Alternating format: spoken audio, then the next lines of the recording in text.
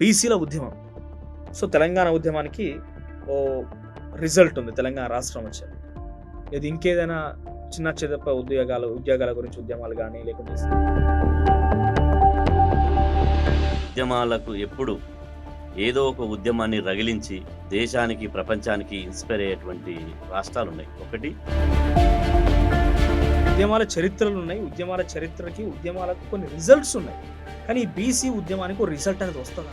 గ్రామీణ ప్రాంతాల్లో 12,750 సర్పంచులకు స్థానాలకు గాను 14%కే పరిమితమైపోయారు.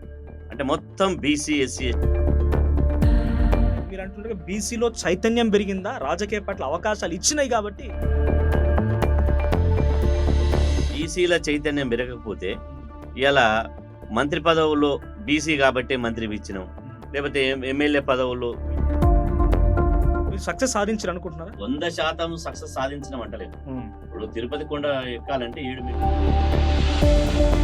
మీరు చెప్తున్న రిజల్ట్ ఫలితాలు రాలేదు. సర్పంచ్లు కానీ లేకుంటే చైర్పర్సన్లు కానీ మేయర్లు కానీ స్థానిక సంస్థలో మనకు అవకాశం దొరికిందంటే ఉద్యమాల ఫలితమే కదా అని అంటున్నారు.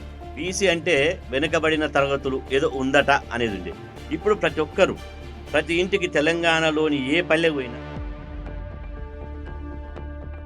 Hello friends, welcome to our podcast. నేను మీ మనోజ్. తెలంగాణ రాష్ట్రం ఏర్పడిందే ఉద్యమాలతో. అలాంటి రాష్ట్రంలో అప్పుడు రాష్ట్రం కోసం ఉద్యమించిన వాళ్ళు ఉన్నారు. రాష్ట్రం తర్వాత కూడా ప్రతిరోజు మరి చూడండి, తెలంగాణ రాష్ట్రంలో సెక్రటరియట్ దగ్గర కానీ, అమరవీరుల స్తూపం దగ్గర కానీ, ఇంకా కొన్ని కీలక ప్రాంతాలు ఉన్నాయి. ప్రతిరోజు ఒక మూమెంట్ నడుస్తూనే ఉంటుంది, ఒక ఉద్యమం నడుస్తూనే ఉంటుంది. ఉద్యోగాల కోసమని, లేకపోతే కొన్ని సమస్యల గురించి పరిష్కారం కావాలని, కులాలకు సంబంధించిన విషయాలు కానీ, రిజర్వేషన్ల గురించి కానీ అనేక రకాలు జరుగుతూనే ఉంటాయి. సో అటువంటి ఉద్యమాలు కొన్ని రోజులుగా జరుగుతూనే ఉన్నాయి. బీసీల ఉద్యమం ముఖ్యంగా ఇప్పుడు తెలంగాణ రాష్ట్రంలో అతి పీక్ స్టేజ్లో ఉంది. నివురు కప్పిన నిప్పులాగా ప్రతి ఉద్యమానికి ఒక పీక్ స్టేజ్ ఉంటుంది, మళ్ళీ డౌన్ఫాల్ ఉంటుంది, మళ్ళీ ఎగురుతూనే ఉంటుంది, ఈ గ్రాఫ్ పోతూనే ఉంటుంది. ఆ రకంగా బీసీల ఉద్యమం గత కొన్ని సంవత్సరాలుగా నడిపిస్తూ తెలంగాణ రాష్ట్రంలో ఇప్పటికీ బీసీల కోసం ఉద్యమిస్తున్న వ్యక్తి. ముఖ్యంగా ఈ బీసీ అనే విషయం కేవలం మన తెలంగాణ రాష్ట్రంలో కాదు, భారతదేశ వ్యాప్తంగా బీసీల ఉద్యమం నడవాల్సిన అవసరం కూడా ఉంది. కానీ దానికి బీజం పడింది తెలంగాణ రాష్ట్రంలో అని చెప్పి చాలా క్లియర్గా చెప్పొచ్చు. సో రాజకీయ పార్టీలు అది వాళ్ళ ఐడియాలజీకి అతీతంగా జాతీయ పార్టీ, ప్రాంతీయ పార్టీ అన్ని కూడా బీసీల వైపులో చూపు చూస్తున్నాయంటే ఆ బీసీ ఉద్యమాలే కారణం. సో ఈరోజు నాతో పాటుగా బీసీ సంఘాల రాష్ట్ర అధ్యక్షుడు జాజుల శ్రీనివాస్ గారు ఉన్నారు. సో జాజుల శ్రీనివాస్ గారితో మాట్లాడదాం, ఆయనతో అనేక రకాల విషయాలు చర్చిద్దాం. బీసీల మూమెంట్ ఏంది, దాని కథ ఏంది, దాని కారకారం ఏంది అనేది. నమస్తే, వెల్కమ్. నమస్తే. సో బీసీల ఉద్యమం, సో తెలంగాణ ఉద్యమానికి ఓ రిజల్ట్ ఉంది. తెలంగాణ రాష్ట్రం వచ్చింది. ఇది ఇంకేదైనా చిన్న చితప్ప ఉద్యోగాల గురించి ఉద్యమాలు కానీ, లేకుంటే ఎస్సీ రిజర్వేషన్లకు సంబంధించి వర్గీకరణ విషయాల ఉద్యమాలు కానీ అవి కొన్ని సక్సెస్ సాధించినాయి. ఇది ఆర్ కృష్ణయ్య ఆ రోజు బీసీ సంఘాల పేరిట ప్రధానంగా ఆయన పేరు వినిపించేది, ఇప్పటికీ వినబడుతోంది. బట్ ఆ తర్వాత ఆ స్థాయిలో పేరు కట్టించిన వ్యక్తులు మీరొకరు. ఏంటి దీనికో యూజ్ ఉన్నదా, దీనికో రిజల్ట్ అనేది వస్తుందా? ఖచ్చితంగా చేసినటువంటి పోరాటం ఎప్పుడు వృధా కాదు. చరిత్ర చెప్తున్న సత్యం ఇది. ముఖ్యంగా మీరు ఇంతకుముందు మీరు ఇంట్రడక్షన్లో చెప్పినట్టు భారతదేశంలోనే ఒక ప్రత్యేకంగా ఉద్యమాలకు పెట్టింది పేరైనటువంటి తెలంగాణ.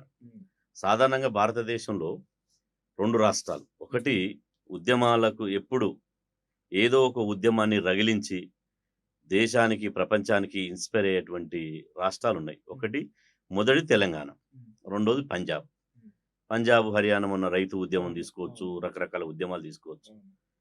తెలంగాణ రాష్ట్రం తీసుకున్నట్టయితే నాజీలకు, నవాబులకు, రజాకార్లకు వ్యతిరేకంగా జరిగింది. పెద్ద ఎత్తున తెలంగాణ రైతాంగ సాయుధ పోవడం జరిగింది. అది ఒక దేశంలోనే పెద్ద తిరుగుబాటు యుద్ధం. ఆ తర్వాత మళ్ళీ చూసుకుంటే 1969లో తెలంగాణ స్వరాష్ట్రం కావాలని చెప్పి తొలి దశ పోరాటం జరిగింది. ఆ తర్వాత మలి దశ పోరాటం జరిగింది. కానీ నేను అడుగుతుంది ఒకటి, నక్సలైట్ ఉద్యమం జరిగింది. ఉద్యమాల చరిత్రలు ఉన్నాయి, ఉద్యమాల చరిత్రకి, ఉద్యమాలకు కొన్ని రిజల్ట్స్ ఉన్నాయి. కానీ ఈ బీసీ ఉద్యమానికి ఒక రిజల్ట్ అనేది వస్తుందా? 100% ఇప్పుడు మొన్న స్థానిక సంస్థల ఎన్నికల్లో బీసీలు 66% మున్సిపల్ చైర్మన్లు అయ్యారు. ఇలా సర్పంచులు అంటే ఫలానా వాళ్ళే సర్పంచులు, గ్రామాన్ని గుప్పెటబట్టి గ్రామాన్ని ఆధిపత్యంతో పాలించే అటువంటి వర్గం ఏదైతుందో వాళ్ళ ఆధిపత్యాన్ని బద్దలు కొట్టి ఈరోజు వాళ్ళని 14% చేయగలిగాం. గ్రామీణ ప్రాంతాల్లో 12,750 సర్పంచులకు స్థానాలకు గాను 14%కే పరిమితమైపోయారు. అంటే మొత్తం బీసీ, ఎస్సీ, ఎస్టీ మైనారిటీలంతా గెలిచారు.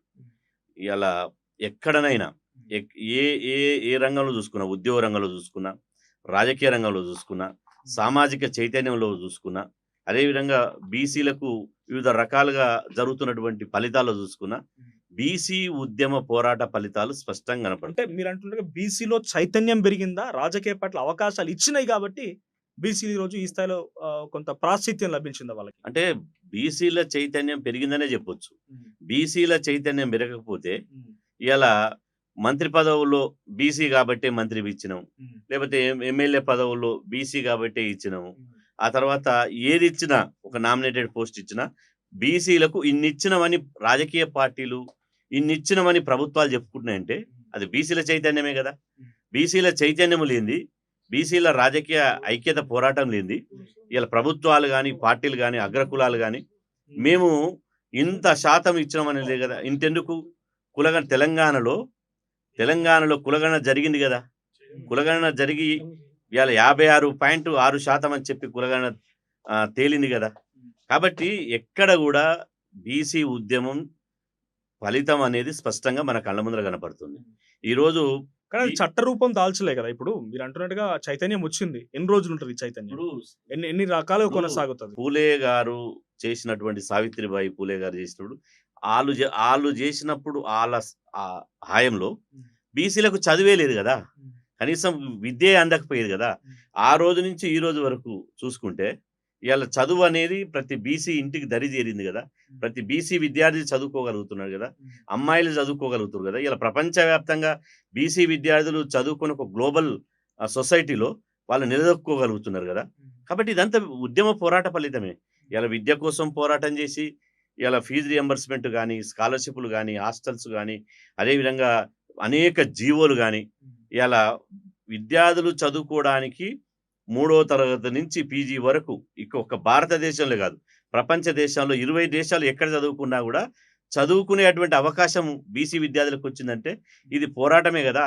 అగ్రకుల నాయకులు, అగ్రకుల పాలకులు వాళ్ళ దయాదాక్షిణాలతోటి లేదంటే బీసీల మీద ప్రేమతోటి పెట్టినయి గావు.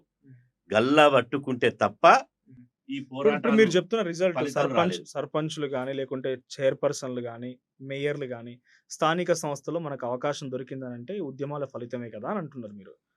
మీరు సక్సెస్ సాధించిరనుకుంటున్నారా? మీరు సక్సెస్ అంటే అయిపోయిందా? ఇప్పుడు 100% సక్సెస్ సాధించడం అంటలేం. హ్మ్. ఇప్పుడు తిరుపతి కొండ ఎక్కాలంటే 7 మెట్లు ఎక్కితేనే వెంకటేశ్వర స్వామి దర్శనమైతాడు. హ్మ్. ఇప్పుడు ఉద్యమం రోజు రోజుకు క్రమంగా బలపడుతున్నది. హ్మ్. చైతన్యమైతున్నది. ఒకరోజు బీసీ అంటే తెలవనటువంటి సమాజం ఉండే. హ్మ్. బీసీ అంటే వెనుకబడిన తరగతులు ఏదో ఉందట అనేదుండే. హ్మ్. ఇప్పుడు ప్రతి ఒక్కరు, హ్మ్. ప్రతి ఇంటికి తెలంగాణలోని ఏ పల్లెకు పోయినా, ఏ ఇంటి తలుపు తట్టినా, నేను బీసీని అని గర్వంగా చెప్పుకునేటువంటి రోజొచ్చింది గదా! నేను బీసీని గాబట్టి ఈ అవకాశం వచ్చింది. లేదా నేను ఈ బీసీని గాబట్టే ఈ రకంగా అన్యాయం జరుగుతుంది అని ఒక బీసీని నేను బీసీగా పుట్టడమే అదృష్టమని చెప్పుకున్నటువంటి పరిస్థితొచ్చింది గదా! అంటే బీసీలలో చైతన్యం వస్తున్నా దీన్ని ఎప్పటికప్పుడు కప్పిపుచ్చాలే, అణిచివేయాలే. బీసీలలో ఎందుకంటే వాళ్ళు మా దళిత వర్గంలో చైతన్యం వచ్చినా పట్టించుకోరు. ఎందుకంటే జనాభా 15% లేకపోతే 16%, 17% ఉంటారు. లేదా మా గిరిజన వర్గంలో చైతన్యం వచ్చినా పట్టించుకోరు. వాళ్ళలో 12% ఉంటారు. మైనారిటీలో చైతన్యం వచ్చినా పెద్దగా పట్టించుకోరు. బీసీలు 60%. వీళ్ళు గనక ఒక్కసారి 60% గనక చైతన్యం వస్తే మా పీఠాలు కూలిపోతాయి.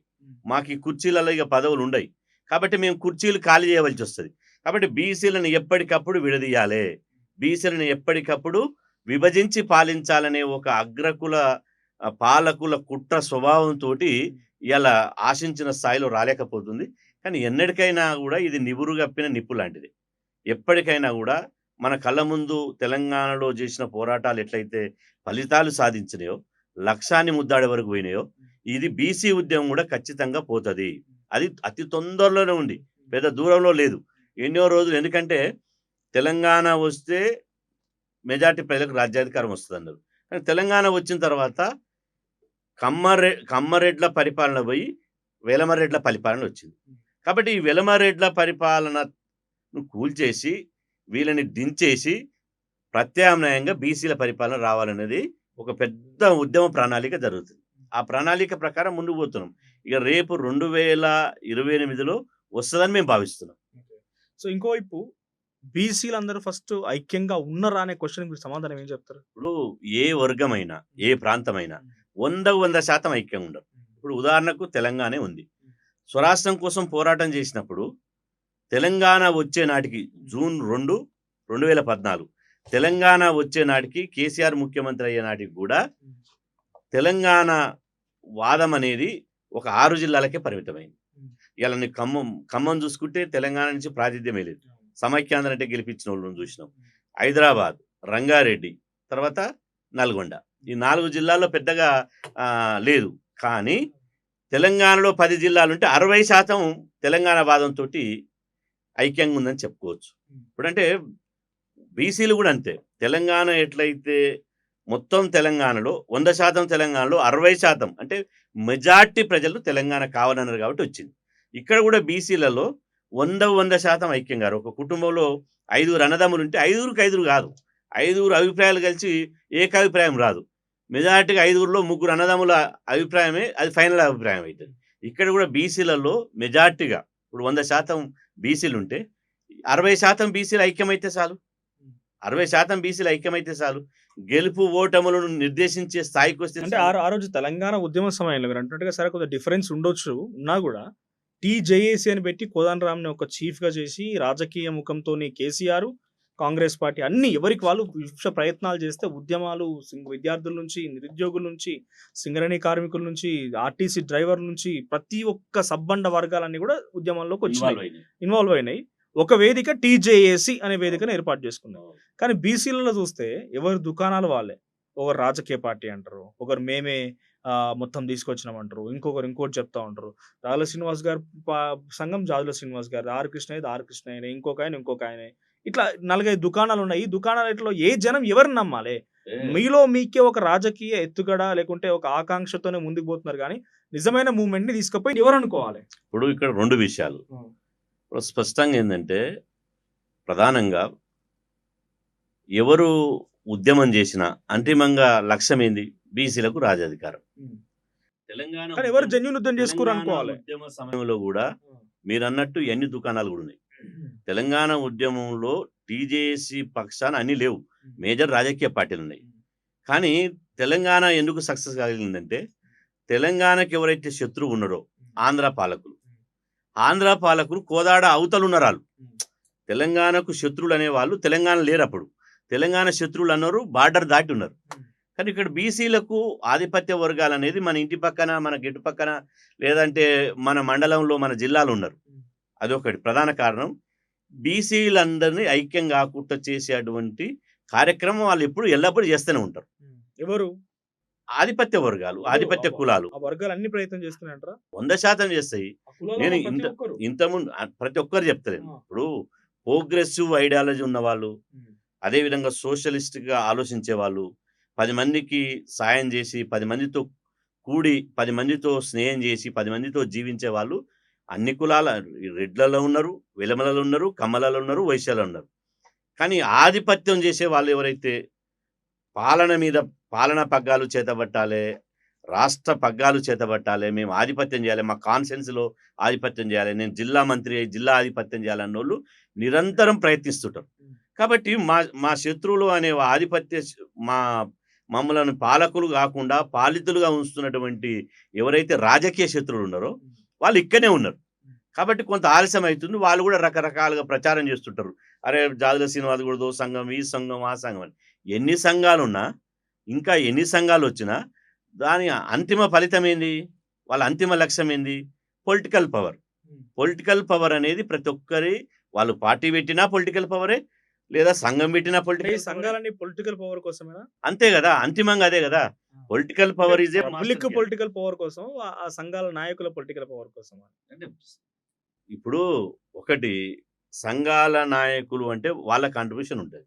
ఇప్పుడు ఒక బీసీ ఉద్యమ చరిత్ర చూసుకుంటే ఇలా చాలా మంది బీసీ సర్దార్ గౌత లచ్చన్న కానించి మనం చరిత్ర తీసుకుంటే, గౌత లచ్చన్న తర్వాత ప్రగాఢ కోటయ్య, తర్వాత ఇక్కడున్న కేశవరావు గారు, ఆ తర్వాత కేశవులు గారు, కేవి కేశవులు గారు, ఆ తర్వాత బాలగౌడ్ గారు, ఆ తర్వాత ఆర్ కృష్ణయ్య గారు, ఆ తర్వాత మేము, ఇట్లా విజిఆర్ నారగోని గారు, ఇట్లా ఎవరైతే ఆళ్ళు బతికినన్ని రోజులు వాళ్ళకున్న అవకాశాలను బట్టి, వాళ్ళకున్న వనరులను బట్టి, వాళ్ళకున్న సమయాన్ని బట్టి బీసీ జాతికి వాళ్ళ కాంట్రిబ్యూషన్ వాళ్ళిచ్చారు. ఆ తర్వాత వాళ్ళు ఆళ్ళ జెండను కింద పడేయకుండా ఆ జెండాను మేము అందుకొని ముందుకు తీసుకుపోతున్నాం. అంతే తప్ప ఇయాల సంఘాల నాయకులు కాడెత్తేసిరనో, సంఘాల నాయకులు వాళ్ళ రాజకీయ ప్రయోజనాల కోసం లబ్ధి పొందిరనో, లేకపోతే వాళ్ళ వరకే, వాళ్ళ వ్యక్తుల వరకే అనేది అది అది తర్వాత విషయం. ఇక్కడ కానీ క్వెషన్ వాళ్ళు కూడా ఎంత వాళ్ళు ఈ బీసీ సమాజానికి వాళ్ళ కాంట్రిబ్యూషన్ ఎంతుందనే చూస్తాం. సో మీ కాంట్రిబ్యూషన్ తప్పట్లేం. సంఘాలని కూడా మీ కాజ్ ఒకటే అయినా కూడా వివిధ రూట్లు ఎంచుకోవచ్చు. కానీ రూట్స్ ఎట్లా ఉన్నాయంటే, సో ఎగ్జాంపుల్ టేకింగ్ బీసీలకి రిజర్వేషన్లు ఇస్తామని కాంగ్రెస్ పార్టీ 42% రిజర్వేషన్ ఇచ్చినప్పుడు అందరూ కలిసికట్టుగా పార్టీ కోసం పోయిర్రు. తర్వాత ఎట్లా ప్రపోజ్ చేస్తే బాగుంటది. మొత్తం కలిసి కొట్లాడిర్రు. కోర్టుల దాకా పోయిర్రు. కోర్టులో కూడా మీ వాయిస్ వినిపించే ప్రయత్నం చేసిర్రు. సో ఇప్పుడు ఆ కాంగ్రెస్ పార్టీ నెరవేర్చలేకపోయింది. ఇప్పుడు మీరంతా ఎవరైతే బీసీ సంఘాల నాయకులు ఉన్నారో కాంగ్రెస్‌కి వ్యతిరేకం చేస్తున్నట్టా? లేకపోతే కాంగ్రెస్ కాటుకు నడుస్తున్నట్టా? ఇదొక క్వెషన్. బీఆర్ఎస్ పార్టీ ఉంది. బీఆర్ఎస్ పార్టీని మీరు అసలు బీసీలను పట్టించుకోరు. బీసీల రిజర్వేషన్ల శాతాన్ని తగ్గించిందే బీఆర్ఎస్ అని పోరాడతారు. ఆ నాయకులతోనే పక్కన కూర్చోబెట్టి మళ్ళీ వాయిస్‌లు ఇస్తారు. ఆ నాయకులతోనే ఉద్యమాలు చేస్తారు.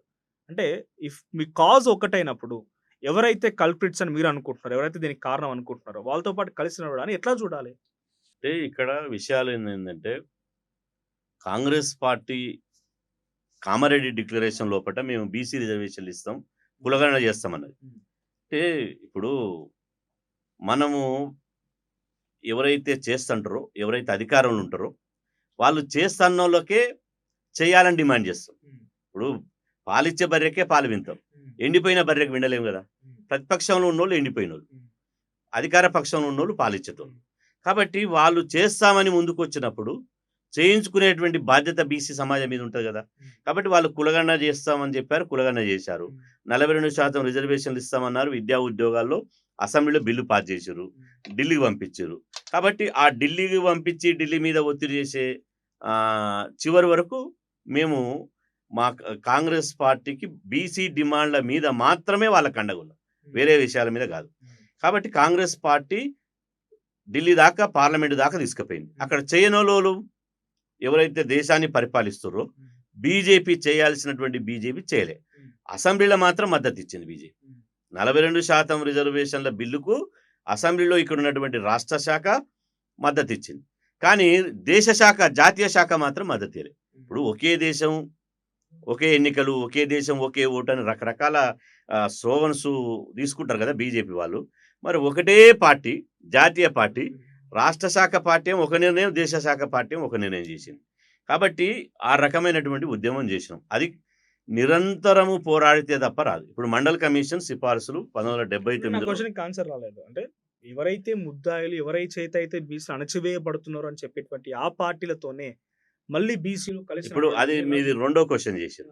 ఫస్ట్ క్వశ్చన్ ఏమో కాంగ్రెస్ పార్టీ, రెండో క్వశ్చన్ ఏంటంటే ఎవరైతే ఇప్పుడు బీఆర్ఎస్ పార్టీ ఉందో, బీఆర్ఎస్ పార్టీ లోకల్ బీఆర్ఎస్ అని చెప్పట్లేదు. ఏ పార్టీ అయినా కొంత అణచివేస్తోందనే రకంగా ఆలోచన ఉంది బీసీ సంఘాలలో కాబట్టి. ఇంతకుముందు చెప్పినట్టు రిజర్వేషన్ తగ్గించారు బీఆర్ఎస్ వాళ్ళు, అదే నాయకులు. ఇప్పుడు మేము ఆ పార్టీలో ఉన్నటువంటి బీసీ నాయకులకు కాంగ్రెస్ పార్టీలున్నా, బీజేపీలున్నా, బీఆర్ఎస్లున్నా, లేకపోతే సిపిఐలున్నా, సిపిఎంలున్నా, ఆ పార్టీలో ఉన్నటువంటి నాయకులను మేము ఆ రాజకీయ పార్టీ నాయకులు చూడలేదు.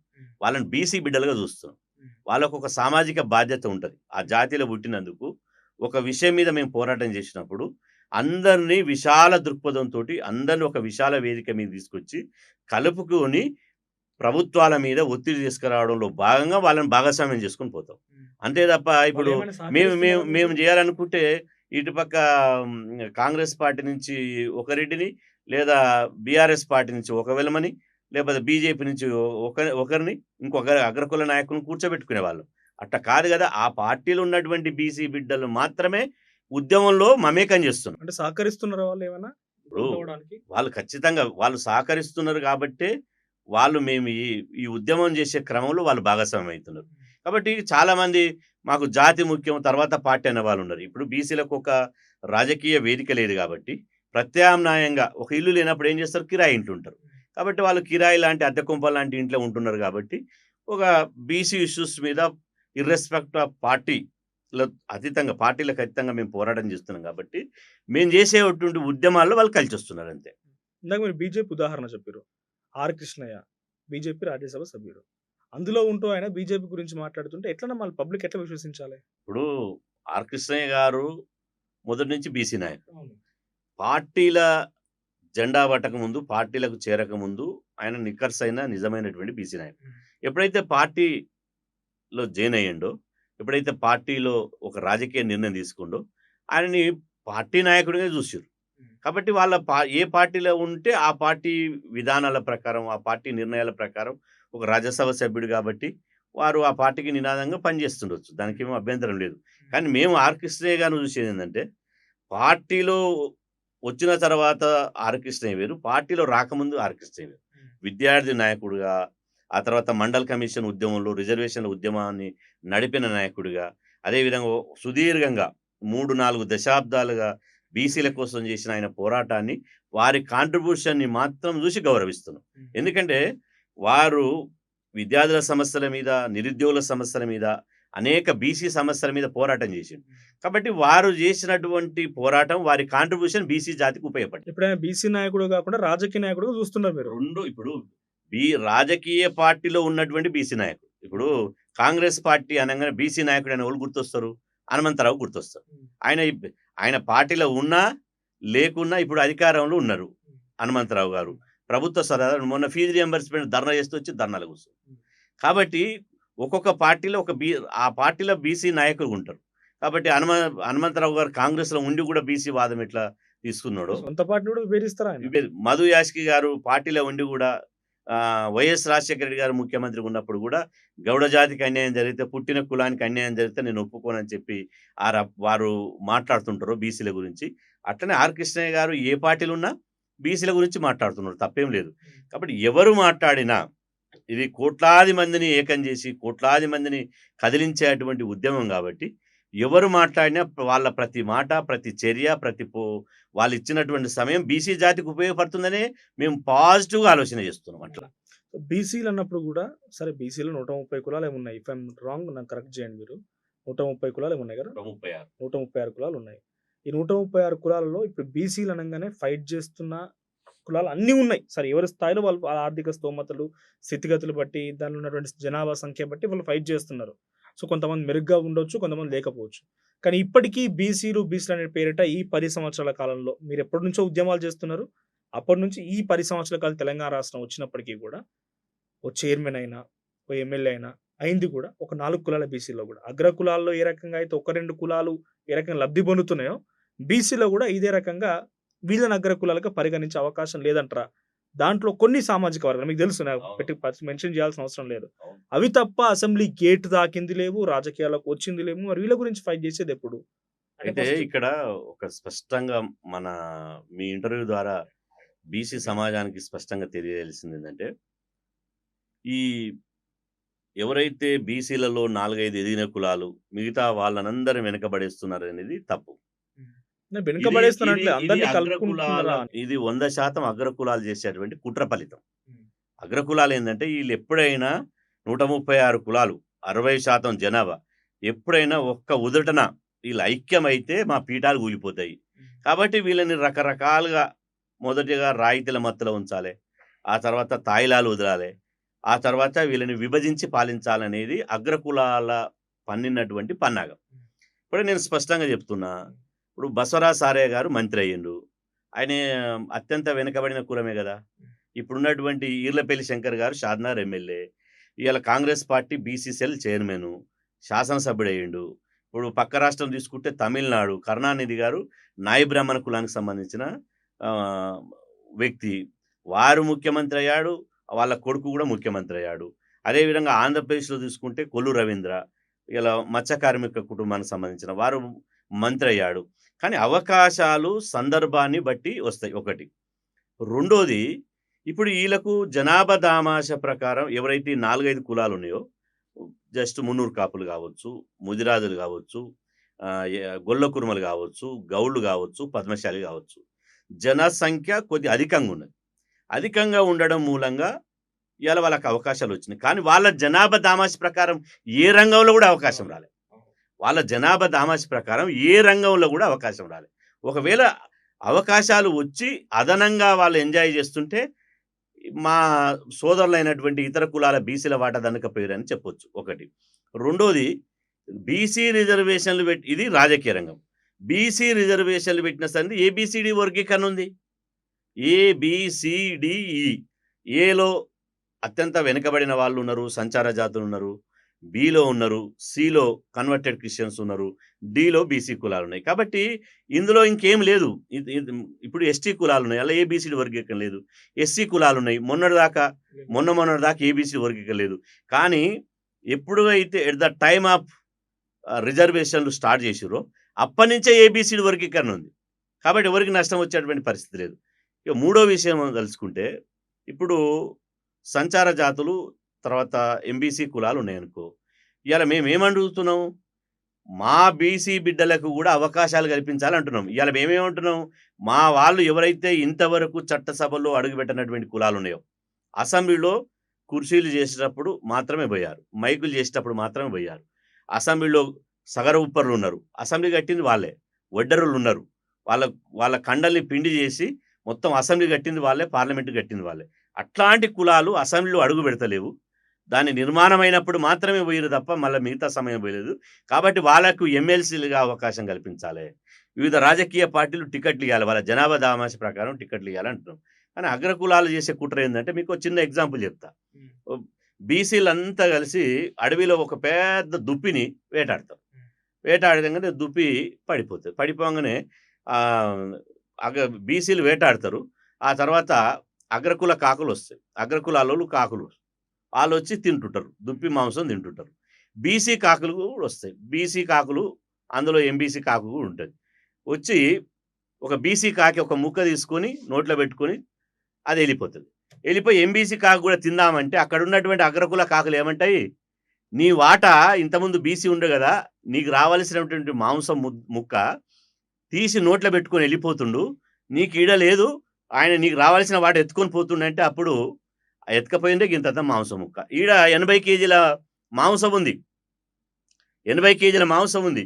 ఇక్కడ దీన్ని మాంసం తిననీయకుండా పోయినటువంటి కాకుని చిన్న ముక్క 100 గ్రాముల ముక్క తీసుకుపోయిన కాకి, అగో నీదే తీసుకుపోతుండు, నీ బడ్జెట్ అంతా తీసుకుపోతుండు, నీ ఎమ్మెల్యే సీట్ అంతా తీసుకుపోతున్నాడు, నువ్వు దానివాడి వల్ల అంటే మా ఎంబీసీ కాక ఏం చేస్తుందంటే, అరే నిజమే ఉన్నట్టుంది, ఈడ ఉన్న కాకులు చెప్తున్నారు నిజమే ఉన్నట్టుందని చెప్పి ఆ పోయినటువంటి కాకు ఉన్నదే 100 గ్రాములు.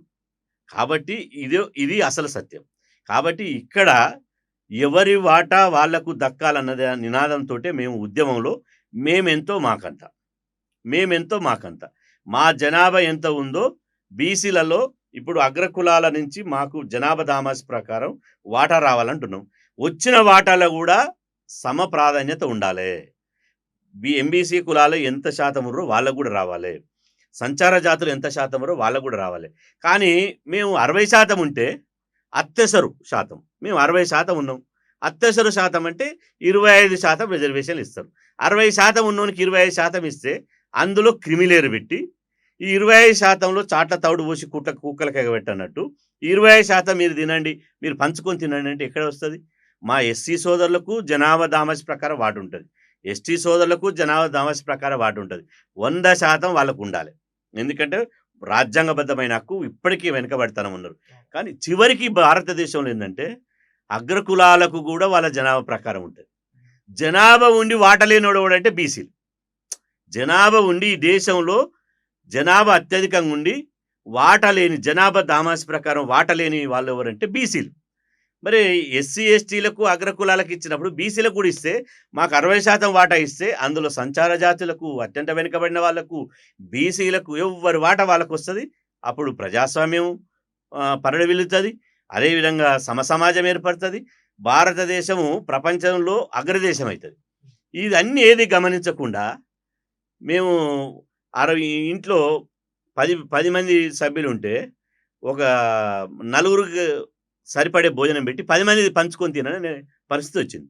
కాబట్టి ఇదంతా అర్థం చేసుకుంటున్నారు. ఇది కేవలం కొన్ని కల్పితాలు చేసి అగ్రకులాలు చేసే కుట్ర మాత్రమే నేను తెలియజేస్తున్నాను. బట్ ఇన్ని రాజకీయ పార్టీలున్నాయి. ఇన్ని రకాలుగా ముందుకు పోతున్నాయి. ఒక్కో పార్టీకి ఒక్కో ఎజెండా ఉన్నది. ఒక జెండా ఉన్నది. వాళ్ళ ఎజెండా ప్రకారంగా పోతున్నారు. వాళ్ళ దగ్గరికి వెళ్లి మాది కూడా ఒక అంశంగా చేర్చడానికి ఉద్యమించేదానికంటే కూడా ఒక సొంత రాజకీయ పార్టీ బీసీలు ఎందుకు ఏర్పాటు చేయలేకపోతే మొన్న మధ్య ఏదో రాజకీయ పార్టీ కొత్త వచ్చినట్టున్నది. సో అది ఏ మేరకు సక్సెస్ అవుతుందని మీరు అనుకుంటున్నారు? మీ అభిప్రాయం ఏంటి? సో ఒక రాజకీయ పార్టీ దిశగా ఎందుకు అడుగులు వేయలేకపోతున్నారు? ఇప్పుడు తెలంగాణలో రాజకీయ పార్టీ రాకపోవడానికి ఇక్కడున్న ప్రత్యేక పరిస్థితులు. తెలంగాణ ఒకప్పుడు ఇంతకుముందే నేను స్టార్టింగ్‌లో చెప్పినట్టు చాలా రోజులు తెలంగాణ రైతాంగ సాయుధ పోరాటం నడిచింది. ఆ తర్వాత వెంటనే తెలంగాణ తొలిదశ ఉద్యమం నడిచింది. మళ్ళీ వెంటనే నక్సల్బరీ ఉద్యమం స్టార్ట్ అయింది. భారతదేశంలోనే మీకు తెలుసు మొన్న కగార్ ఆపరేషన్‌లో పోయిన టాప్ లీడర్ అంతా తెలంగాణలో. కాబట్టి తెలంగాణ అట్టుడికి నక్సల్బరీ ఉద్యమం యూనివర్సిటీలకెళ్ళి మొదలుకొని మొత్తం నక్సలైట్ ఉద్యమం నడిచింది. ఆ తర్వాత మళ్ళీ దశ తెలంగాణ ఉద్యమం మొదలైంది. ఈ ఉద్యమాల లోపట ఈ బీసీ పొలిటికల్ పార్టీకి ఒక స్పేస్ లేకుండా పోయింది. అందుకనే బీసీ పొలిటికల్ పార్టీ అంటే బీసీ నాయకులు పేరు బీసీ పెట్టకపోయినా దేవేంద్ర గౌడ్ గారు పార్టీ పెట్టారు. ఆ స్పేస్ లేదు కాబట్టి సక్సెస్ కాలేదు. కాసారం జ్ఞానేశ్వర్ గారు పార్టీ పెట్టారు. ఆ స్పేస్ లేదు కాబట్టి సక్సెస్ కాలేదు. చిరంజీవి గారు సామాజిక న్యాయం ఎజెండాతోటి పార్టీ పెట్టారు. ఆ స్పేస్ లేదు కాబట్టి సక్సెస్ కాలేకపోయారు. ఆ తర్వాత ఎంతోమంది ఇంకా వాళ్ళ పేర్లు చెప్పొద్దు కానీ చాలామంది బీసీ పార్టీలు పెట్టిరు. బీసీ నాయకత్వంతో పెట్టిరు కానీ ఫెయిల్ అయ్యారు. కానీ ఇప్పుడున్న పరిస్థితుల లోపల గత పరిస్థితులు వేరు, ఇప్పుడున్న పరిస్థితులు వేరు. అప్పుడు ఇంత డిజిటల్ విప్లవం లేదు, ఇంత సోషల్ మీడియా ప్లాట్ఫామ్స్ లేవు, ఇంత సామాజిక చైతన్యం లేదు, ఇంత పోరాడే తత్వం లేదు. కాబట్టి ఇప్పుడు నేను ఇంతకుముందు చెప్పినట్టు ఏ అయితే ఉద్యమాలు ఉన్నాయో అవన్నీ ఒడిసిపోయినాయి. ఇక మిగిలింది సామాజిక న్యాయ పోరాటం. ఈ సామాజిక న్యాయ పోరాటాన్ని రాజకీయ ఎజెండాతో తీసుకుపోతున్నాం. రాయితీలతో రాజీ లేదు, రాజ్యాధికారమే మాకు కావాలని నినాదంతో పోతున్నాం. ఓటు మనదే, సీటు మనదే నినాదం పోతున్నాం. మేమెంతో మాకంత నినాదంతో పోతున్నాం. అంతిమంగా ఈ పోరాటం అంతా రాజకీయ పోరాటమే. బీసీ ముఖ్యమంత్రి కావాలంటున్నాం అంటే రాజకీయ పోరాటమే కదా. ఈ సమయం లోపట ఏం చేశారంటే మేము కాన్శీరామ్ గారు స్ఫూర్తితోటి ఓటు మనదే, సీటు మనదే నినాదంతో పోతుంటే అగ్రకులాలు ఏం చేశారు, రాజకీయ పార్టీలు ఇతరులు పెట్టినటువంటి పార్టీలను వాళ్ళు జొర్రి, చీమలు పెట్టిన పుట్టలు పాములకు నిలయమైనట్టు చీమల్ని బయటకు పంపేసి పాములు జొరినట్టు ఆ పార్టీలో జొర్రి ఇలా బిడ్డ మీ ఓట్లు మీ దగ్గర ఉన్నాయా కాబట్టి నోట్లు మా దగ్గర ఉన్నాయి, ఓట్లు మీ దగ్గర ఉంటే నోట్లు మా దగ్గర ఉన్నాయి, మేము మా నోట్లతోటి మీ ఓట్లు కొంటాం, లిక్కర్ సీసాలతోటి అదేవిధంగా మా డబ్బుతోటి మీ ఓట్లను కొనుగోలు చేస్తున్నామని చెప్పి విపరీతంగా ప్రజలు ప్రలోభ పెట్టి ఇవాళ ఒక ఎమ్మెల్యే కావాలంటే మనకు తెలుసు 100 కోట్ల నుంచి 150 కోట్లు ఖర్చు పెడితే తప్ప ఎమ్మెల్యే కానటువంటి పరిస్థితి ఏర్పడ్డది. రాజకీయ పార్టీ పెట్టాలంటే 100 కోట్ల ఖర్చుతో కూడుకున్నటువంటి విషయం. అయినప్పటికీ ఏదైనా కూడా కొన్ని రోజులు నడుస్తుంది. వాడు రెగ్యులర్గా లిక్కర్ తీసుకుంటాడు. వాడు లిక్కర్ తీసుకునే ప్రాథమిక దశలో తీసుకోకురా అంటే ఇంకెక్కువ తాగుతాడు, కానీ ఎప్పుడు వస్తుంది, వానికి అనారోగ్యం గురయ్యో లేకపోతే తాగి వానికి ఏష్టకొచ్చో లేకపోతే వానికి విసుకొచ్చిన తర్వాత వాడినంతలో వానే బంద్ చేస్తాడు. ఇప్పుడు కూడా కొంత నడుస్తుంది, ప్రజల్ని ప్రలోభ పెట్టేటువంటి వ్యవస్థ నడుస్తుంది, ఇప్పుడు స్టార్ట్ అయింది. ఇప్పుడు అందుకనే కదా జంజీ ఉద్యమం వచ్చింది, ఈ కాక్రోజ్ ఉద్యమం వచ్చింది, అదేవిధంగా బంగ్లాదేశ్లో ఏ పరిస్థితి అవుతుందో తెలుస్తుంది. ఇప్పుడు యువతరం అంతా రగిలిపోతున్నారు. ఇవాళ ఇప్పుడు బీసీలతో వచ్చే పొలిటికల్ పార్టీ ఫెయిల్ అంటారా? అంటే ఇప్పుడున్న సిచ్యువేషన్ లో స్పేస్ లేదంటారా? ఇప్పుడున్న సిచ్యువేషన్లే ఉంది, గతంలో లేదు. గతంలో ఇప్పుడు అలాంటి ఆలోచన ఏదైనా ఉందా? 100% అదే దిశగా ఆలోచన చేస్తున్నాము. పొలిటికల్ పార్టీగా ఇవాళ ఒక బీసీలకు ఎన్నటికైనా ఒక పొలిటికల్ ప్లాట్ఫామ్ కావాల్సిందే. ఎందుకంటే మీరు ఇంతకుముందు చెప్పినట్టు ఈ 60% ఉన్నోని దగ్గర, ఈ 3% 4% ఉన్నోని దగ్గర 60% ఉన్నోడు దేయి అని అడుక్కోవడం ఏంది? ఇది ఎక్కడి పంచాయతీ? ఇలా ప్రపంచ దేశాల్లో ఎక్కడ లేదు. ఎలా అంటే నాకు జాదుల శ్రీనివాస్ గారు పొలిటికల్ పార్టీ పెట్టబోతున్నారా? ఖచ్చితంగా మేము ఎన్నటికైనా కూడా బీసీల కోసం ఒక పొలిటికల్ ప్లాట్ఫామ్ పెట్టి తీరుతాం. అలా రాజీ పడే ప్రసక్తి లేదు. మేము చేసే ప్రయత్నము, మేము చేసే పోరాటం అంతా అదే. కాకపోతే బీసీలు తెలుసుకోవాలి, బీసీలు మేల్కొనాలి. మేము అదే చెప్తున్నాం, వాడు ఇచ్చేటువంటి 1000 2000 నీ జీవితాన్ని మార్చగలుగుతుందా? నువ్వు వాని అగ్రకులానికి ఓటేసి మీకు ఒక ఉదాహరణ చెప్తా. అగ్రకుల నాయకులు ఎట్లా ప్రలోభ పెడుతురంటే ఒక పెద్ద మనిషి 2000 నోటు పెట్టుకొని బస్ ఎక్కిండట. బస్ ఎక్కగానే ఒక కిలాడిగాడు కూడా బస్ ఎక్కిండు. ఆ 2000 నోటు కొట్టేసిండు. కొట్టేసినాక కండక్టర్ టికెట్ అని దగ్గరికి వచ్చినాక పెద్ద మనిషి లాల్చీలో చేయి పెట్టి ఇవ్వతే 2000 నోటు లేదు. అప్పుడు అయ్యో నా పైసలు పోయినాయంటే తాత నువ్వు బాధపడకు, ఆ నీ బస్ టికెట్ నేను తీసుకుంటా అని చెప్పి కండక్టర్ గారు ఆ తాత బస్ టికెట్ నేనే తీసుకుంటా అంటే ఎంత అంటే 50 రూపాయలు అనగానే 50 రూపాయలు ఇచ్చేసిండట. టికెట్ తీసుకుంటూ తాత చేతిలో పెట్టిండు. తాత రాగానే ఆయన స్టేజ్ వచ్చేసింది. తాత దిగిపోయేటప్పుడు అన్నాడు, బిడ్డ కొడుక మంచి మనసులు అనేది, ఇవాళ నాకు పైసలు పోతే 50 రూపాయలు పెట్టి నా టికెట్ కొన్నావు, నువ్వు మంచోనివి, నువ్వు సల్లగా బతకాలని దీవించి దిగిండట. ఆ పక్కనున్న ఒక అతను అడిగిండట, ఏమరా బాబు నీకు ఆయన బంధువు కాదు, పరిచయం లేదు, ఆయన ఏ ఊరో తెలియదు, 50 రూపాయలు టికెట్ పెట్టి నువ్వెందుకు తీసుకున్నావంటే టికెట్ నేనెందుకు తీసుకుంటాను, నేను బలిసి తీసుకుంటానా, ఆ 2000 కొట్టేసిందే నేను, 2000 నోటు కొట్టేసిన 50 రూపాయలు ఇచ్చేసిన, ఆ 50 రూపాయలు ఇచ్చేసినందుకు నన్ను సల్లంగా బతుకు, నువ్వు 10 కాలాల బతుకని దీవిస్తున్నాడు, 1950 రూపాయలు నా జేబులు వేసుకున్నాను అన్నాడు. అగ్రకుల పాలకుల పరిస్థితి అట్నే ఉంది. అంటే ఇప్పుడు మీరు ఒక రాజకీయ పార్టీని అంటున్నారా, ఓ నాయకుడిని అంటున్నారా, మొత్తం సమాజాన్ని అంటున్నారా? ఇప్పుడు ఉన్నటువంటి అన్ని రాజకీయ పార్టీలు ఉన్నటువంటి అగ్రకుల దొరలు పటేన్లు వాళ్ళు ఈ అలవాటు చేసారు. ప్రజలకు ఈ చైతన్యం రావాలి. మా డబ్బులే దోసుకొని మాకిస్తున్నారు. సో మీరు బీసీల గురించి అంటుంటే కేంద్రంలో ఉన్నటువంటి బీజేపీ సర్కార్ ఏమంటదంటే ఒక బీసీ ప్రధాని ఉన్నాడని చెప్పుకుంటారు వాళ్ళు. ఇప్పుడు తెలంగాణలో సామెత ఉంది, ఇంటి దీపం అని ముద్దాడితే మూతి మిస్సాలు కాలినాయట. అదే మన ఇంటి దీపం అని వెనుకడు కూడా ముద్దాడినట. ఇలా బీసీ ప్రధానమంత్రి 12 సంవత్సరాలు ఘన విజయంగా దిగ్విజయం చేసుకుంది. ఆయన ఏమో చెప్పుకొని మురువా చూసుకొని ఏడవా. బీసీ ప్రధానమంత్రి పరిస్థితి దేశంలో ఎట్టుందంటే చెప్పుకొని మురువా చూసుకొని ఏడవా. 12 ఏళ్లుగా బీసీ ప్రధానమంత్రి ఎవరికన్నా బీసీలకు ఒక్క మేలు చేసిండా? కేంద్రంలో ప్రత్యేక మంత్రి శాఖ పెట్టిండా? లేదే. రిజర్వేషన్ పెంచిండా? లేదే. మహిళా బిల్లులో బీసీ మహిళలకు సభ కూడా పెట్టిండా? లేదే.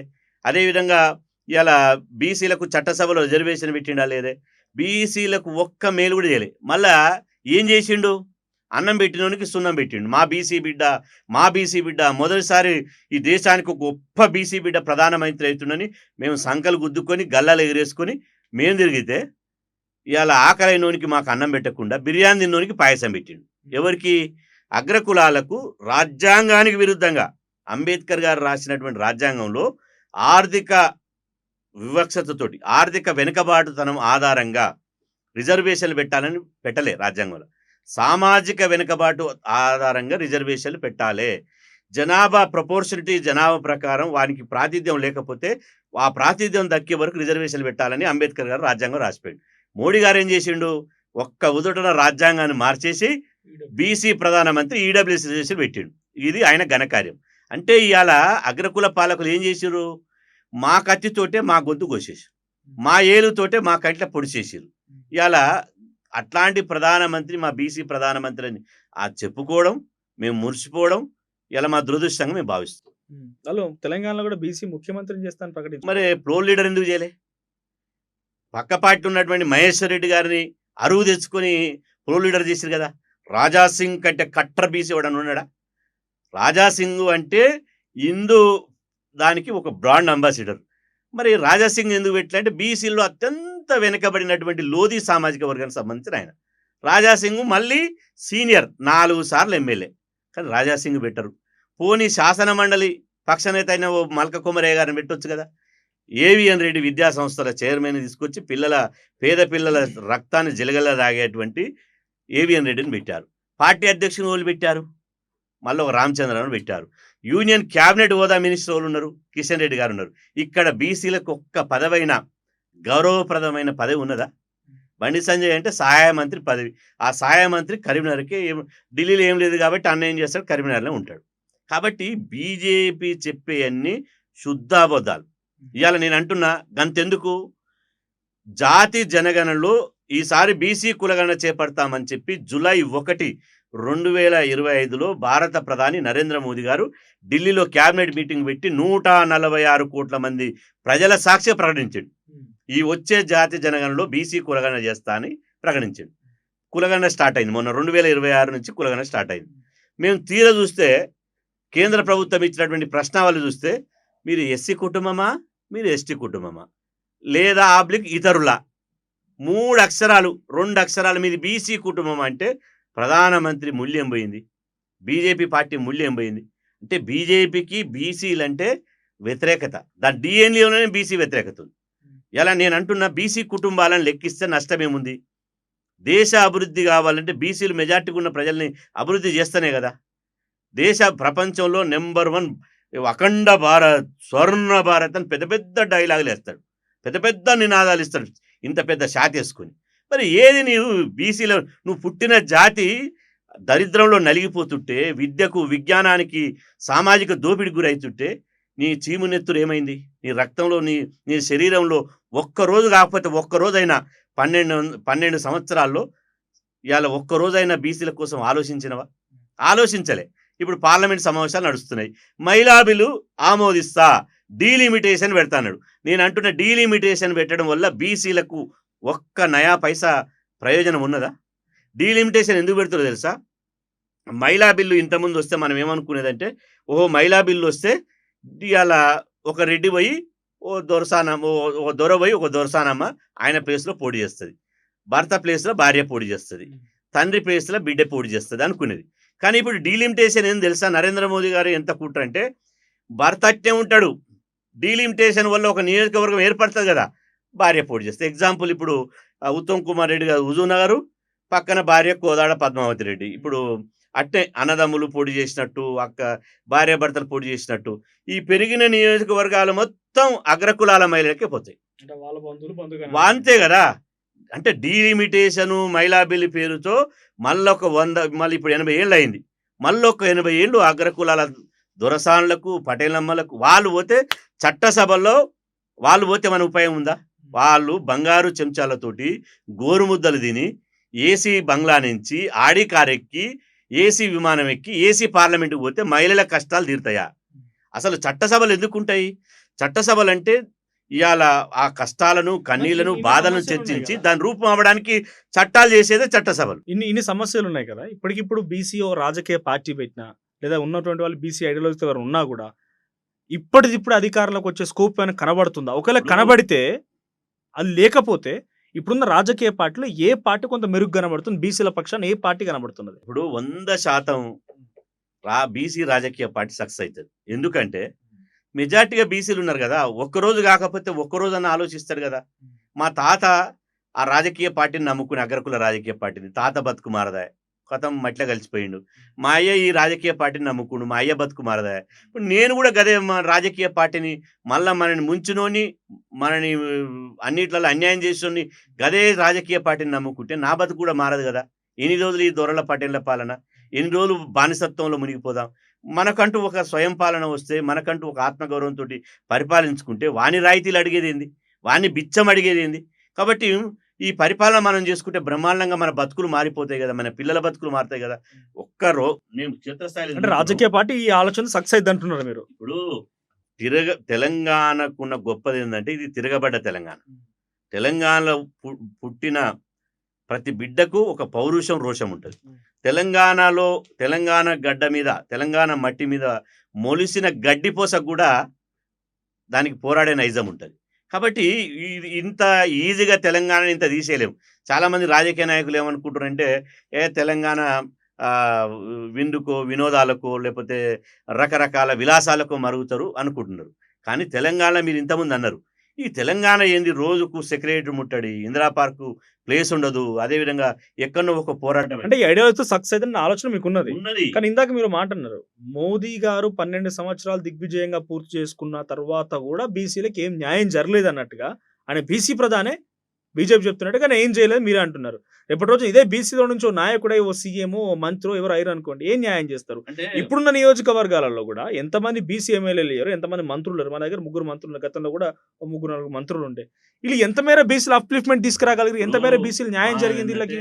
మోదీ గారు కలర్ టీవీ లాంటాడు, మోదీ గారు కలర్ టీవీ లెక్క. కానీ రిమోట్ ఎవరి దగ్గర ఉంటది? వాళ్ళ చేతిలో ఉంది. అంటే ప్రధాని కదా, ప్రధానమంత్రి అయినా వారి చేతిలో లేదు. ప్రధానమంత్రి అయినా ఒక బీసీ ప్రధానమంత్రి కంటిన్యూ కావాలంటే రిమోట్ అనేది ఎవరి చేతులు ఉందో మనందరికీ తెలుసు. ఆ రిమోట్ ఏ ఛానల్ పెడితే ఆ ఛానల్ వస్తుంది. ప్రధానిని మించి ప్రధాని రిమోట్ లాగా ఆపరేట్ చేసే వ్యక్తులు ఎవరు నాకు తెలియదు. ఇప్పుడు వాళ్ళకు ఒక వ్యవస్థ ఉన్నది. ఈ భారతదేశాన్ని ఎవరు పరిపాలించాలి, ఎవరు ఏ నిర్ణయం ఎప్పుడు తీసుకోవాలి, కాశ్మీర్ సమస్య ఎట్లా పరిష్కరించాలి, లేకపోతే సర్రని ఎట్లా తీసుకురావాలి, ఇంకోటి ఎట్లా తీసుకురావాలి, ఇంకోటి ఎట్లా తీసుకురావాలనేది ఒక ప్రధానమంత్రి ఒక వ్యక్తిగా నిర్ణయించే పరిస్థితి లేదు. అదేంది వాళ్ళ ప్రధానమంత్రికి మించిన వ్యక్తులు ఎవరుంటారు? ప్రధానమంత్రి నరేంద్ర మోదీ చూసి ఓటేస్తున్నారు కాబట్టి, నరేంద్ర మోదీ ఇమేజ్ ఉన్నటువంటి నాయకుడు కాబట్టి, నరేంద్ర మోదీ దేశమే కుటుంబం అని చెప్తున్నాడు కాబట్టి, నరేంద్ర మోదీ గారు ఫేస్ వాల్యూ ఇలా బ్రహ్మాండంగా భారతదేశంలో ఉన్నది కాబట్టే గత్యంతరం లేక నరేంద్ర మోదీ గారి ఫేస్‌ను భారతదేశ ప్రజలకు చూపిస్తున్నారు. ఎవరు? కానీ వెనకంగుండి నడిపించే చీకటి సామ్రాజ్యం అలాగుంది. ఎవరాళ్ళు? ఇక అది మీకు తెలుసు, మాకు తెలుసు, సమాజానికి తెలుసు, అంటే నేను ప్రధానే సుప్రీం చూస్తున్నటువంటి మన అనుకుంటున్నా. ప్రేక్షకులకు తెలుసు. అంటే మనం ఎందుకనాలి ఓట్లేసి వాళ్ళని? ఓట్లేసి గెలిపించేది ప్రధానినే కాబట్టి అంటే ప్రధానికి ఓట్లు వేయకపోయినా ఎంపీ గెలిపించిన ఇప్పుడు నరేంద్ర మోదీ గారిని చూసే ఓట్లేస్తున్నారు. అంటే ఆయన ఆపరేట్ చేసేది ఎవరు? బీజేపీని చూసి ఓట్లేసే రోజులు పోయినాయి. కేవలం నరేంద్ర మోదీ గారి ముఖం చూసి ఓట్లేస్తున్నారు. ఇలా అందుకనే అసెంబ్లీలో ఉన్నటువంటి బీజేపీ పార్టీ పోటీ చేస్తుంది. అసెంబ్లీ అభ్యర్థులకు ఓటేయరు. కానీ పార్లమెంట్కి వచ్చేసరికల్లా 8 పార్లమెంట్ సభ్యులు గెలిచారు. ఎట్ట గెలిచారు? కేవలం కాదు నరేంద్ర మోదీ ఎవరు ఆయన గారి- ఆపరేట్ చేస్తున్నది ఎవరు? ఎవరు ఆపరేట్ ఇక ఆపరేట్ చేస్తున్నది ఎవరో, నాగపూర్ కేంద్రంగా ఏం పని చేస్తుందో, ఎవరు చేస్తున్నారో మీకు అందరు తెలుసు. వాళ్ళన్నారు ఈ రిజర్వేషన్లు సమీక్షించాలి, ఈ రిజర్వేషన్ ఎన్ని రోజులు, కులగణన చేస్తే దేశం విచ్ఛిన్నమవుతుంది, మీరు ఈ ఎందుకు ఆ పేరు కులగణన ఎందుకు- చేస్తే దేశ భద్రత నాకైతే సన్నగిల్లు తెలియదు. చెప్తాను ఆ పేరు చెప్పడానికి మీరు ఎందుకు వెనకడుగు తీస్తున్నారు? ఎందుకు చెప్పాలి మనం ఆ పేరు? ప్రజలందరూ తెలిసిన పేరు మళ్ళీ ఎందుకు చెప్పాలి?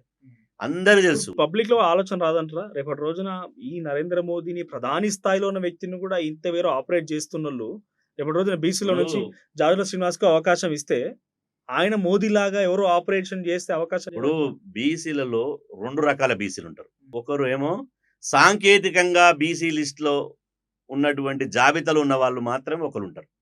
2 బీసీలో ఉండి జాబితాలో ఉండి బీసీ కమిట్మెంట్ తో పనిచేసే వాళ్ళు ఉంటారు. కాబట్టి సాంకేతికంగా టెక్నికల్ గా బీసీ లిస్ట్ లో వాళ్ళు ఉన్న వాళ్ళు చాలా మంది ఉన్నారు. ఎవరు వాళ్ళు ఒకరి పేరు చెప్పండి. ఇప్పుడు బీసీలకు పనిచేయని వాళ్ళు అంతా అదే. బీసీగా ఉండి కూడా ప్రధాని కూడా అంటున్నారు. బీసీ ఉండి కూడా బీసీ జాతికి మేలు చేయనోళ్ళు, బీసీలకు పని చేయనోళ్ళు ఉన్నోళ్ళు వాళ్ళే. ఇప్పుడు ప్రధాని కూడా బీసీ అంటున్నారు. కమిట్మెంట్ ఇప్పుడు ఉదాహరణకు ప్రధాని కూడా అంటున్నారా? నేనేమంటున్నా, ఇప్పుడు లల్లు ప్రసాద్ యాదవ్ ఉన్నాడు, ఆయన బీసీ బిడ్డ. ఎస్, నేను బీసీల కోసం పనిచేస్తామన్నాడు. ములాయం సింగ్ యాదవ్ ఉన్నాడు, నేను బీసీల కోసం పనిచేస్తాడు. కరుణానిధి ఉన్నాడు, ఎస్ మాది పార్టీ, మా మూల సిద్ధాంతమే మా బీసీ సిద్ధాంతం అని చెప్పిండు. కరడుగట్టిన బీసీ వాదులు ఉన్నారు. అలాంటి వాళ్ళు స్వయం నిర్ణయాధికారం ఉన్నోళ్ళు, స్వశక్తితో ఎదిగినోళ్ళు, ఆ తర్వాత బీసీ సిద్ధాంతాన్ని నరనరాన ఉన్నటువంటి వ్యక్తులు పాలన చేస్తే బీసీలకు న్యాయం జరుగుతుంది.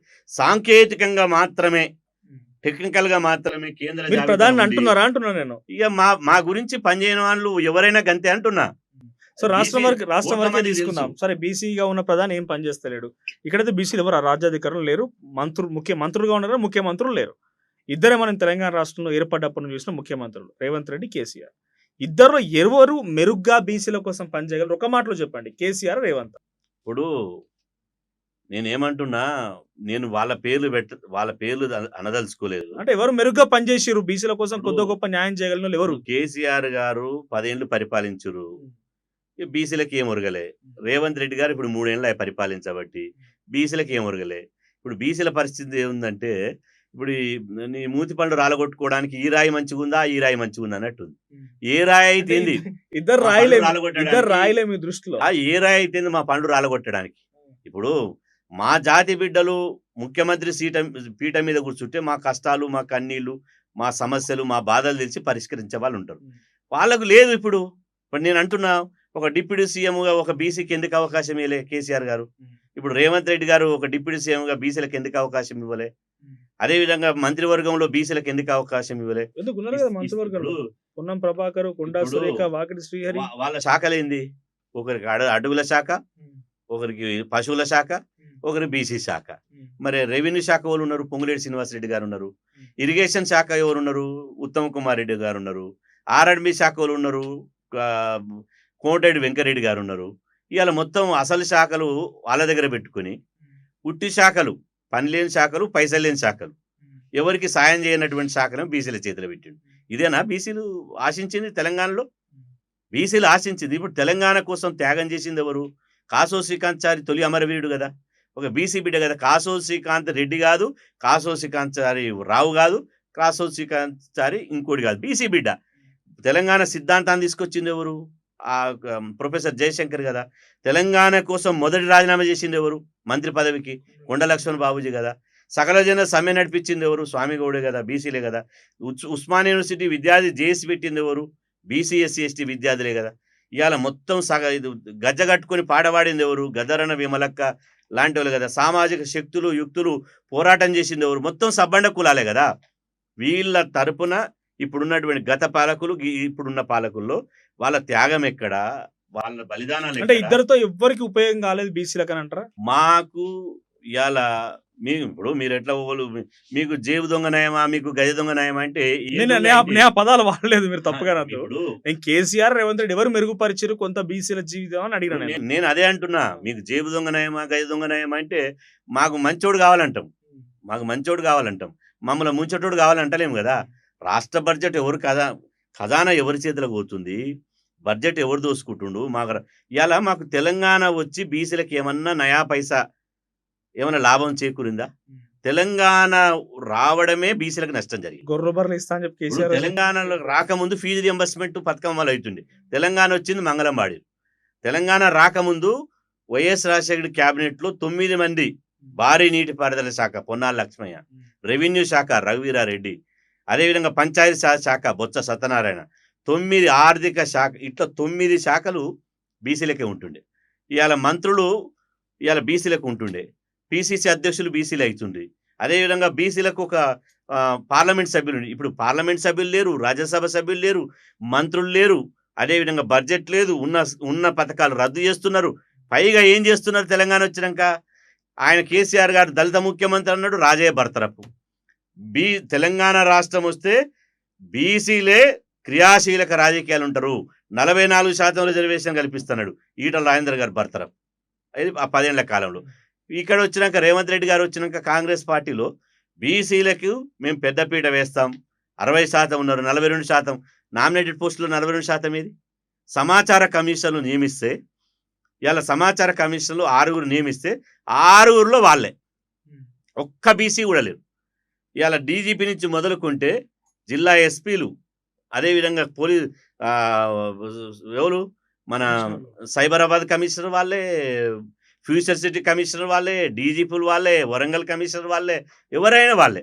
ఇవాళ ప్రిన్సిపల్ సెక్రటరీ వాళ్ళు, సిఎస్లు. తెలంగాణ వచ్చినాక ఒక్క బీసీ సిఎస్ అయిందా? ఒక్క సిఎస్ కావాల్సిన బుర్ర వెంకటేశం గారిని ఆ ప్లేస్లో వస్తాడని చెప్పి ఆయనని విఆర్ఎస్ ఇచ్చి టీఎస్పీఎస్సీ చైర్మన్గా పంపించారు. అంటే ఇవాళ డీజీపీ గారు, సిఎస్ గారు, ఉప ముఖ్యమంత్రి గారు పాలసీ నిర్ణయాల్లో డిసిషన్ పవర్ ఉండదు. మరి ఏమిటికి బీసీలు ఉన్నది? ఏమిటికి జెండాలు మోయడానికి, జిందాబాద్ కొట్టడానికి, మీకు రాజకీయ ఊడిగం చేయడానికి, మీరు బహిరంగ సభలు పెడితే మీరు వేదికెక్కి పోజులు కొడుతుంటే మేము సప్పట్టు కొట్టడానికి? ఇదే కదా బీసీలను ఉపయోగించుకునేది. ఇదంతా తెలంగాణ సమాజం ఎప్పుడైనా తిరుగుబాటు అనేది వాళ్ళ డిఎన్ఏలోనే, వాళ్ళ రక్తంలోనే ఉంటుంది. ఖచ్చితంగా ఇదంతా గమనిస్తున్నారు.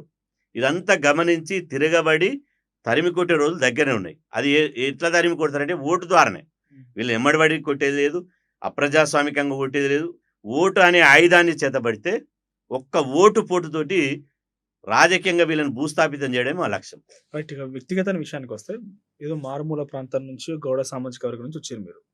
సో ఫస్ట్ నాకు క్వశ్చన్, మీరు ఇక్కడ ఢిల్లీలో ప్రోగ్రాములు చేస్తున్నారు, హైదరాబాద్లో ప్రోగ్రాములు చేస్తున్నారు, వివిధ సభలు సమావేశాలు ఇస్తున్నారు. ప్రతిదానికి ఒక ఆర్థికపరమైన అంశం ముడిపడి ఉంటుంది.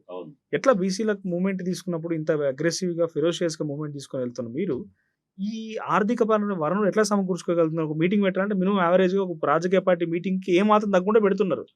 రాజకీయ పార్టీ మీటింగ్ ₹1,00,00,000 ఖర్చు అవుతుంది. ₹1,00,00,000 ఖర్చు పెట్టి ఎవరో ఒక రాజకీయ నాయకుడు ఎమ్మెల్యే టికెట్ ఆశిస్తూ వాళ్ళ వీళ్ళు పెడతా ఉంటారు. జాగృత శ్రీనివాస్ గారికి ఎట్లా వస్తుంది ఫండింగ్? ఇప్పుడు మేము ఎప్పుడు కూడా అగ్ర కులాలను ఎక్కడ కూడా ఎప్పుడు కూడా రూపాయి ఫండింగ్ అడగం. మా బీసీలే ఈ ఉద్యమాన్ని చూసి, మేము చేస్తున్నటువంటి పోరాటాన్ని చూసి బీసీలే దీన్ని బతికిస్తున్నారు. బీసీలే మా శ్రేయోభిలాషులు, బీసీ శ్రేయోభిలాషులు. మా ఉద్యమాల ద్వారా ఫలితం పొందినటువంటి విద్యార్థులు, మా ఉద్యమాల ద్వారా ఫలితం పొందినటువంటి ఉద్యోగులు, మా ఉద్యమాల ద్వారా వివిధ రాజకీయ పార్టీలో ఉండి పదవులు పొందినటువంటి వాళ్ళే ఈ బీసీ ఉద్యమాన్ని నడిపిస్తున్నారు. లేకపోతే ఈ ఉద్యమం నడిచేటువంటి పరిస్థితి లేదు. కాబట్టి ఈ ఉద్యమం అనేది ఇప్పుడు రాజకీయ పార్టీలు ఒక మీటింగ్ పెట్టాలంటే వాళ్ళకు బండి పెట్టాలి, బండిలో బుడ్డి పెట్టాలి, బుడ్డితో పాటు జేబులో పచ్చనోటు పెట్టాలి. కానీ ఇవాళ మేము మీటింగ్ పెట్టాలంటే స్వచ్ఛందంగా వాళ్ళే బండి కట్టుకుంటారు, స్వచ్ఛందంగా వాళ్ళే సర్ది కట్టుకుంటారు, స్వచ్ఛందంగా వాళ్ళే హైదరాబాద్కి వస్తారు. ఖాళీ మేము స్టేజ్ ఖర్చు, బ్యానర్ ఖర్చు తప్ప మాకు ఈ పెద్ద ఖర్చు ఏమి ఉండదు. వాళ్ళు ఒక మీటింగ్ బహిరంగ సభ పెడితే ₹1,00,00,000 ఉపయోగిస్తే, మేము ఒక మీటింగ్ బహిరంగ సభ పెడితే అది ఆళ్ళు ₹1,00,00,000 పెట్టే సభ మాకు 5,00,000 నుంచి 10,00,000 ఆ సభ అయిపోతది. కాబట్టి మా వెల్ విషర్సు ఈ ఉద్యమాన్ని ముందుకు తీసుకుపోవాలనుకున్నటువంటి గౌరవించే వాళ్ళు, అభిలాషించే వాళ్ళు, ఆకాంక్షించే వాళ్ళు ఉన్నారు కాబట్టి ఈ బీసీ ఉద్యమాన్ని నడిపిస్తున్నాం. అంతే తప్ప ఎప్పుడు గూడా మేము రేవంత్ రెడ్డి గారి దగ్గర డబ్బులు తీసుకుంటానో, కేసీఆర్ గారి దగ్గర డబ్బులు తీసుకుంటానో, ఇయాల నేను ఈ ఇంటర్వ్యూలో ఇంత గట్టిగా మాట్లాడేవాడినా? పదవుల కోసం పెదవులు మూసుకోము, లేదా రాజకీయ పార్టీల దగ్గర అని అగ్రకులాల దగ్గర యాచించం. ఇయాల బీసీలకు అన్యాయం జరిగినప్పుడు, ఒక అగ్రకుల సామాజిక వర్గానికి వాళ్ళు అవమానించినప్పుడు, మా ఆత్మగౌరవాన్ని దెబ్బతీసినప్పుడు వాళ్ళ మీద తిరుగుబాటు చేసి బొబ్బిలి పిల్లిలాగా వాళ్ళ మీద ఉద్యమిస్తున్నాం. మరి మీ టార్గెట్ ఏంటి? ఎక్కడ పోటీ చేయబోతున్నారు 2029 ఎన్నికల్లో? ఇంకా మేము అనుకోలేదు. ఇవాళ పోటీ ఎక్కడ చేయాలని అనుకోలేదు. కానీ మాకు ఖచ్చితంగా టార్గెట్ ఏందంటే 80 మంది బీసీ బిడ్డలను అసెంబ్లీకి పంపించడమే లక్ష్యంగా ముందుకు సాగుతున్నాం. మా ప్రణాళిక అదే. 80 మంది బీసీ బిడ్డలను అసెంబ్లీకి పంపియాలి. ముఖ్యమంత్రి పీఠం మీద ఒక బీసీ బిడ్డను కూర్చోబెట్టాలి. ఈ లక్ష్యంతోటి మేము ముందుకు పోతున్నాం. Thank you.